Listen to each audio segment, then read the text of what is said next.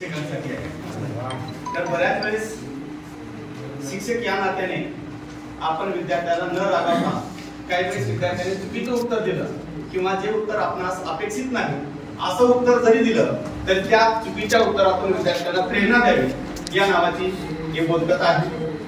तर एक छोटासा मुलगा असतो, तो अतिशय हुशार असतो, बुद्धिमान असतो आणि पूर्ण शाळेमध्ये त्याच्या म्हणजे हुशारीचं कौतुक केलेलं असतं। एक दिवस त्याचे वडील त्या मुलाला जवळ घेतात आणि जवळ घेतल्यानंतर म्हणतात की बाप तू मोठं झाल्यानंतर काय होणार।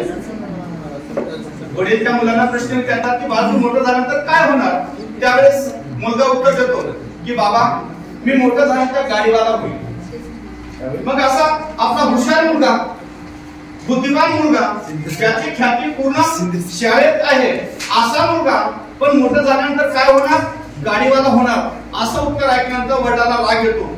वडील त्याला मारणार। शेजारी आपल्या मॅडम सारखी आई असते, प्रेमळ आई जवळ घेते आणि म्हणते की बाळ तू गाडीवाला व्हायचंय, हो नक्की तू गाडीवाला हो, पण कसा गाडीवाला हो।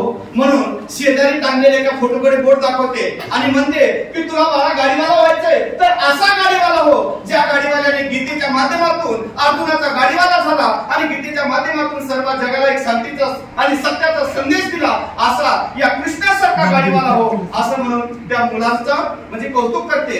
अशा प्रकारे आपण शाळेत एखाद्या विद्यार्थ्याने जर चुकीचं उत्तर दिलं तर त्यातून त्याला तू चुकीचं उत्तर दिलास असं न म्हणता त्या चुकीच्या उत्तरातून सुद्धा त्याला एक पुढं आता मला तू हे उत्तर दिलं पुढच्या वेळेस असं उत्तर दे म्हणून त्याला कौतुकाची स्थाप त्याच्या पाठीवर द्यावी। एवढंच याबद्दल आपल्याला